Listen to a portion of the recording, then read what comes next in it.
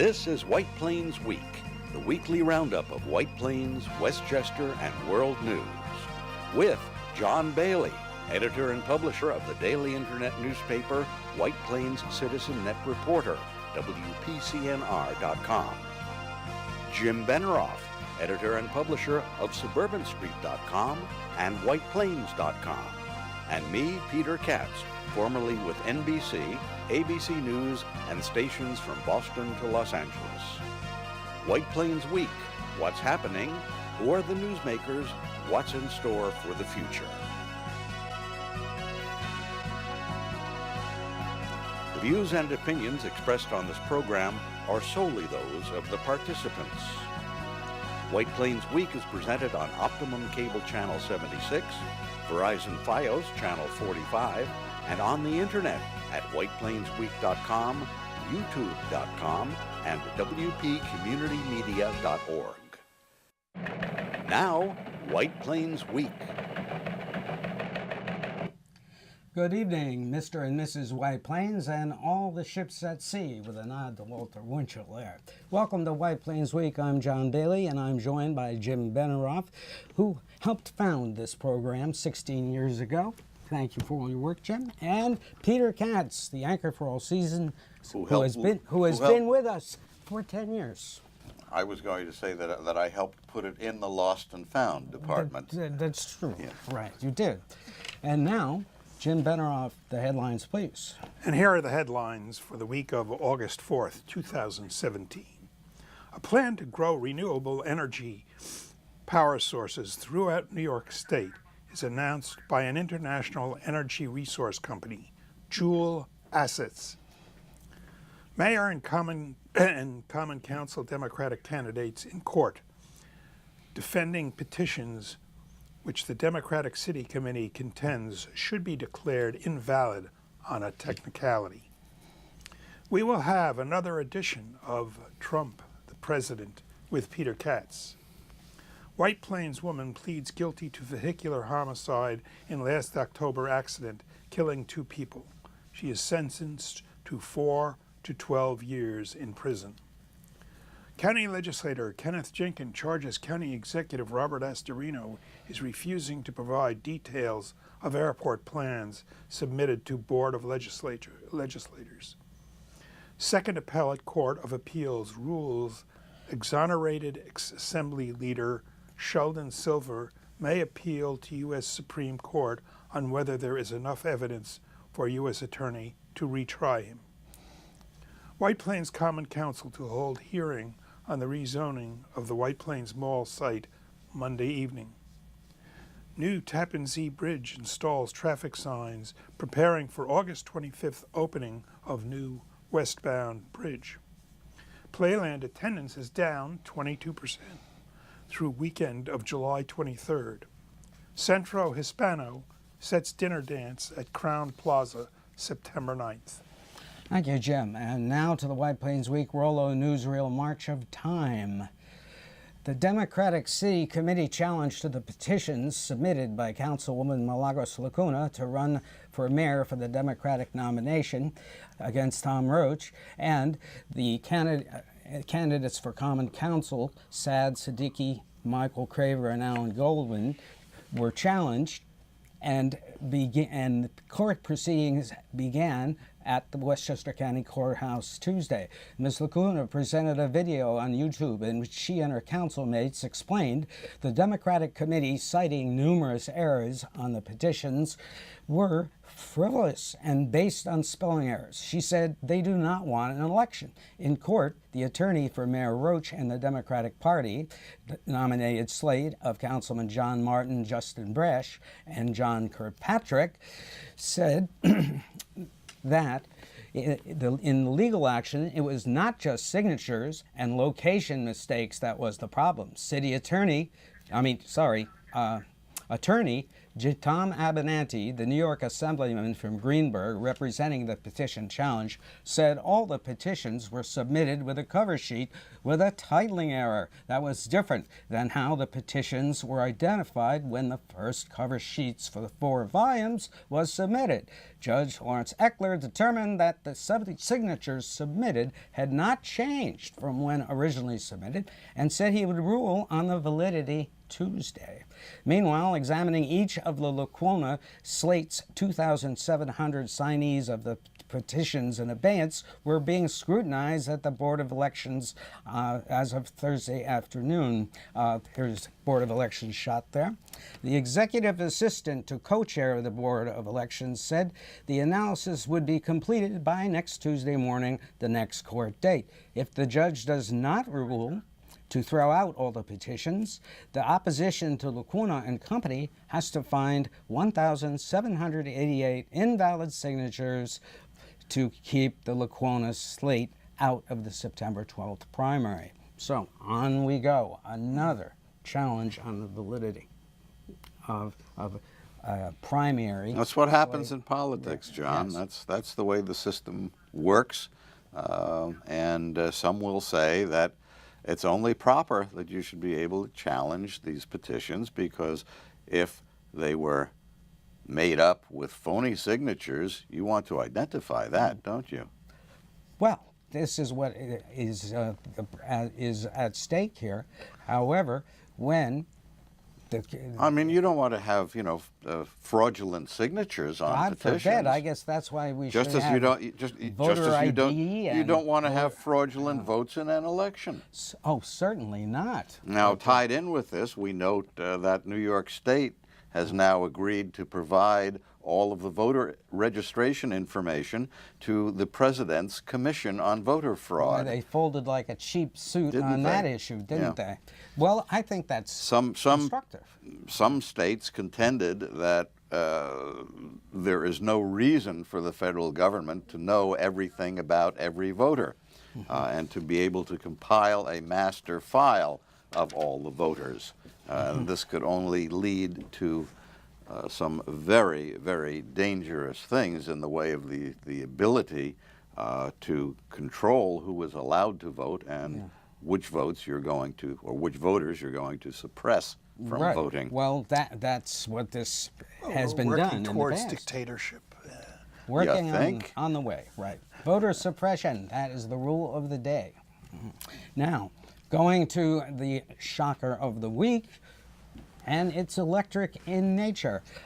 Michael Gordon, the former co-chair of Sustainable Westchester, who helped found and persuade 24 Westchester cities, including White Plains, to participate in the Sustainable Westchester Clean Energy Guaranteed Rate, appeared on People to Be Heard to update us on this year's procedure, set a new rate, and he broke news. We at Joule Assets so I have stepped away from engagement with Sustainable Westchester, and Joule Assets has pulled together roughly 3 billion kilowatt hours of supply around New York State. The electric supply. Of electric supply. And we are inviting communities in Westchester to join that bid because it is a powerful bid. And it's going to be in Q4, Q1 of 2017, 2018. And communities can get a plethora of really cool things if they join that bid, that powerful bid. Well, this is for electric supply. Yes. And can the municipalities bring to your company residents or businesses, or who will this electricity be made available to? So if municipalities join with this bid, we will, what they would do is 100% of their residents who are currently buying with the utility or who are buying with the current community choice aggregator would then move to the winning supplier or suppliers. And so they would be buying on behalf of their residents and small businesses and saving substantially and buying far cleaner electricity. So you're creating a new avenue for competition in the sale of electricity. That's right. That's right. Are you competing with Sustainable Westchester now? We are inviting municipalities to contract with us, to engage with us. I certainly am wide open to engaging Sustainable Westchester as a partner in that endeavor, and to having them join us to provide services for it, because I think the sustainability focus is very powerful and very significant. Now, they are free to join or not in this case. I think their core capability is to organize in the grassroots, and I think that's a very powerful capability. I'd love them, I'd welcome them to participate, but we are moving ahead independently and directly with municipalities.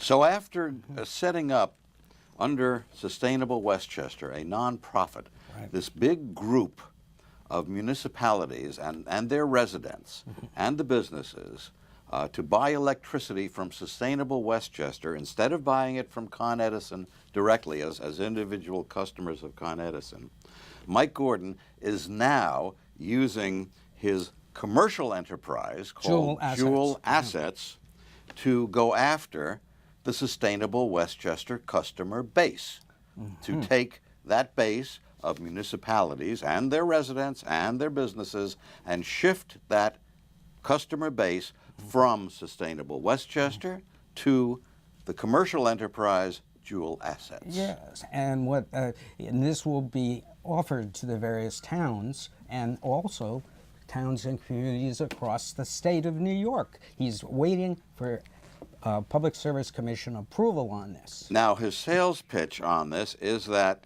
not only will we provide a rate as predictable as Sustainable Westchester was doing, but we will be able to do that over an extended period of time. Yes. In other words, if you buy in with us, you will have surety in the future that your electric rate will be lower than it would be if you went back to Con Edison as an individual customer. Now, Peter, you asked him how these savings are achieved.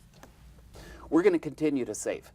As a matter of fact, the difference between what we accomplished when I was at Sustainable Westchester and now is that we can guarantee savings over the utility rate for 20 years for 100% clean electricity. So 20 years is a lifetime, though, in the electricity, in the energy business.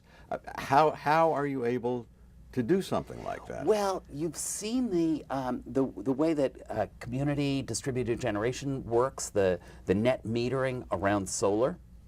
And the way that works is that if you are part of a net metering installation, could be across town, if you're part of that, if you buy into a little sliver of that solar installation, basically your kilowatt hours are reduced by the, how much that thing is generating. And putting back into the grid. That you own. That's right. The excess capacity of these little generation stations. However, your kilowatt hours are reduced, which means that you don't pay the distribution and the distribution rate, and you don't pay the electricity rate for those kilowatt hours. So you're not just saving on the electricity portion of the bill, you're saving on the transmission and distribution portion of the bill because your kilowatt hours are being reduced.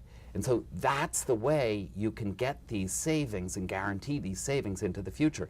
We're guaranteeing savings 20 years into the future against utility costs, and those are solar generators that are behind those savings.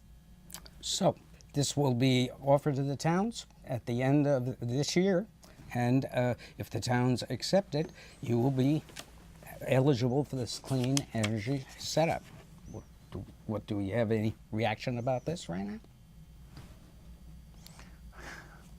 Do we like it?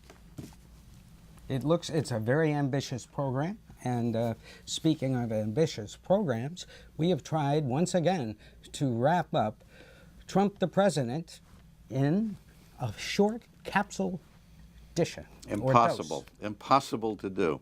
A grand jury has been impaneled by Robert Mueller, the special counsel investigating possible links between Russia and Donald Trump's presidential campaign, and reportedly conducting a criminal investigation into Trump's business dealings, the Wall Street Journal reported Thursday. That was yesterday.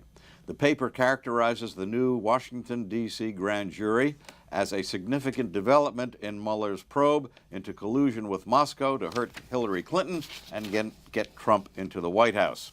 NBC News has previously reported that before Mueller was appointed, federal prosecutors had convened grand juries as part of the investigations into former National Security Advisor Michael Flynn and Trump's former campaign chairman Paul Manafort. Trump's approval has hit a new low, according to a new Quinnipiac University poll.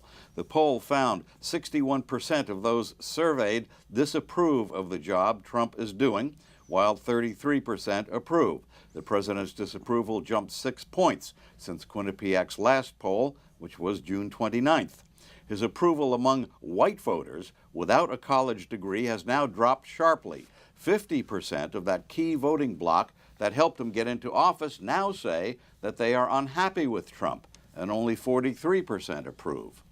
The U.S. Attorney's Office in Brooklyn now wants to know more about the financing of One Journal Square in Jersey City. John, you know about Journal Square. Absolutely. You've been Lowe's, there. Lowe's, Jersey City. Right. Great place. The financing of that project by Trump's son-in-law and White House advisor Jared Kushner's company, according to the Wall Street Journal. Again, Wall Street Journal's a conservative newspaper. Isn't it unusual that they're doing what some would call anti-Trump stories these days? Anyway, according to the Wall Street Journal, the U.S. Attorney's Office has subpoenaed Kushner's company for information on its use of a program that allows foreigners in the U.S. to get green cards in exchange for investing $500,000 or more in projects that create at least 10 jobs. They're called EB-5 visas.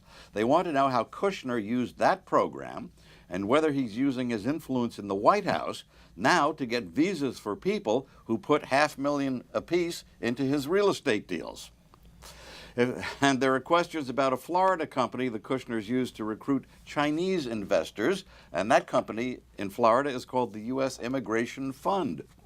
Republican Really? Senator Chuck Grassley is calling for a federal review of the U.S. Immigration Fund's arrangement with the Kushner companies. Grassley has been a strong pro-Trump Republican. It's interesting. Are people starting to flip on this? Fear creeping in. Could be.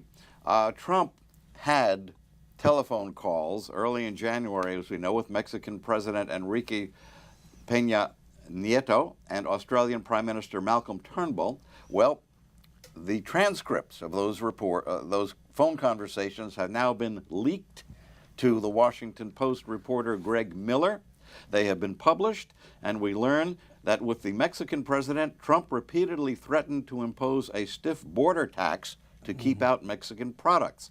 Trump insisted that the Mexican president stop saying publicly that he would not pay for the border wall that Trump had promised his supporters Mexico would pay for. Yes. This is a quote: "If you are going to say that Mexico is not going to pay for the wall, then I do not want to meet with you guys anymore because I cannot live with that," Trump said. Mr. Ultimatum. Trump also said that this wall, which he had been telling his supporters was very important, was the least important thing they were talking about in that phone call. With Turnbull, now this is the Australian Prime Minister, Trump complained about what he called a disgusting deal that Australia had made with President Obama, in which the U.S. agreed to consider accepting up to 12,000 up to 1,250 economic refugees through Australia. Trump complained that if the deal to help the refugees went forward, he would look so foolish because of the things he was doing to try to keep refugees from the rest of the world out of the U.S. This is a quote now. "I have had it. This is the most unpleasant call all day. Putin was a pleasant call. This is ridiculous." Then Trump hung up on the Australian Prime Minister. You don't do that. Hey, as we're recording this, Trump's things are being packed at the White House for a trip later today to his golf club and resort in Bedminster, New Jersey. He's going to be vacationing there until the evening of Monday, August 21st, and the U.S. taxpayers are paying his company for use of the golf course and resort.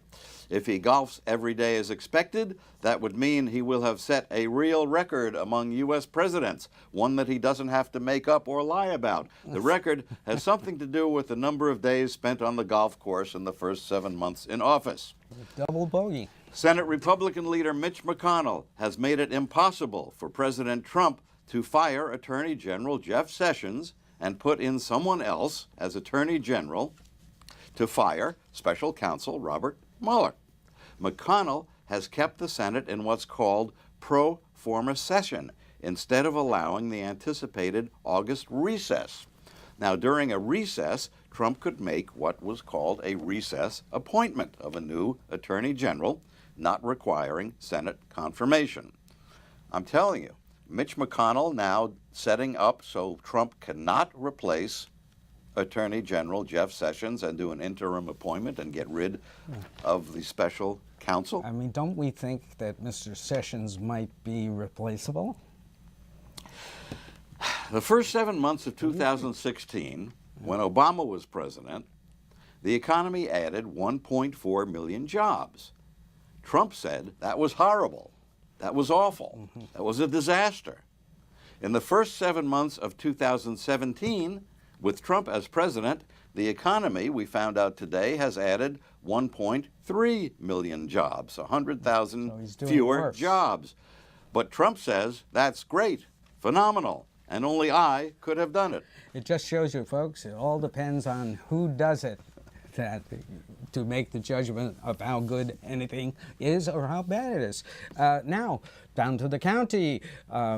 Responses to requests for proposals to run the county airport came in Monday, but Ken Jenkins, the county legislator shown here, says the executives are not releasing the airport proposals to legislators, and he put that out in a press release. And I don't understand how he can say that because it's public. It's posted. The stuff is that's posted. what he said. But he has not so apparently presented it formally to them. But that's what his press release said. And now, turning to the Common Council, Jim, they are going to be looking at the White Plains Mall in a public hearing Monday evening. And that's the proposal right there. In the middle, you're looking east. And that is the, see, these are some of the shots of this proposal. What do we think about this new residential retail trend? That this looks like it's going to go ahead, because this is Mr. Gomez, the planning commissioner's pet baby. He likes this type of this development. He introduced it. So, what's your feeling about it? Without knowing all the full details of it, I think it looks pretty nice. Yeah. You know, I haven't sat and actually studied it. I think the combination of residential and retail is good. I think that's potentially good for the sales tax because you're going to guarantee some foot traffic to the stores. And I think they're banking on a lot of that helping the sales tax. Well, if you remember when they did the meetings on the train station area redevelopment, they made a point to say how this at the White Plains Mall, what's been proposed there ties in with the concepts that they'd like to see in this whole redevelopment area. So, do we dare say fast track for this project? Everything seems fast-tracked for these developments that are Well, being what's going to be hopscotched around the interesting city. to see, you know, you've got, I guess, the two buildings that are in the lead now for getting close to being finished. You have the building on Westmoreland Avenue, which is relatively small. I think there's 80 some odd apartments there. And then you have the Continuum, which I think is, what, That's 500? the 55 Bank Street. Yeah. And that's, I think, Well, they still have a way to go on the interior finishing. Oh, yeah, but they both have wood. if you drive by the building, it looks like it could very well be open at this point. I mean, that's how fast it went up. The skin was put on the building, and it looks like it's finished, unless you get inside of it. When do you think this might start making offerings with a model apartment? I would say, my guess, without looking at the insides of the building myself, I would say probably 6 months would be a good guess. It might be slightly faster, it might be slightly longer. Which might be good timing, simply because that would be the spring moving market, people figuring out where they're going to go, if they're going to have school in the fall. And so that takes place Monday evening at the Common Council, something to get more details on. Now the new Tappan Zee Bridge has installed traffic signs and is preparing for an August 25th opening. So do you think this will ease outbound traffic or slow it? This is the westbound. Only westbound is open. You know, it's hard to say. The problem is going to be, how does the traffic going across the bridge integrate with what happens on the other side? Yeah. Once you, going west, once you hit Rockland, what are you going to do? You're going to be squeezed down to 3 lanes? Absolutely. There's no change, basically. Is there going to be a broken down tractor trailer on the thruway? Yeah. You know, you really don't know. And conversely, And also, when they get the eastbound traffic going over that, what's going to happen when you hit the Westchester side and you have the merge into the Major Deegan, the thruway, the Major Deegan, and then the turnoff to get onto 287. it's a and huge the other S-curve. thing is, when they open these roads, drivers have to become acclimated to, To the new grade. well, And not only curve. to the new grade, just to driving. The scenery, yes, the twists and turns that So you have I to make. think you have to give them a minimum of. And you know, the other thing that we have not heard word one about in a long time is the tolls. No. Are the tolls going to be remaining the same when they open the new bridge? Do we have a change in the tolls? And what about the future tolls? They're over the bridge? guaranteed through 2020. According to the mayor. Now, Playland attendance is down 22% through the weekend of July 23rd. Revenue is down $300,000, but we still have some big weekends ahead, including Labor Day, to catch up. And we still don't know, we haven't heard very much from the new would-be operators of Playland. No, that is supposed to be decided in October whether they'll go ahead. And we have to go ahead on out of here. John Bailey, Jim Benerofe, Peter Katz. Good night for White Plains Week. This has been White Plains Week, news and commentary about White Plains, Westchester, and the world. The views and opinions expressed on this program were solely those of the participants.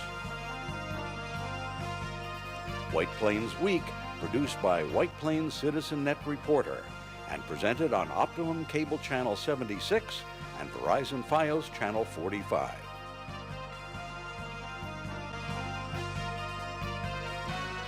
You may view White Plains Week anytime on the internet at whiteplainsweek.com, youtube.com, and wpcommunitymedia.org.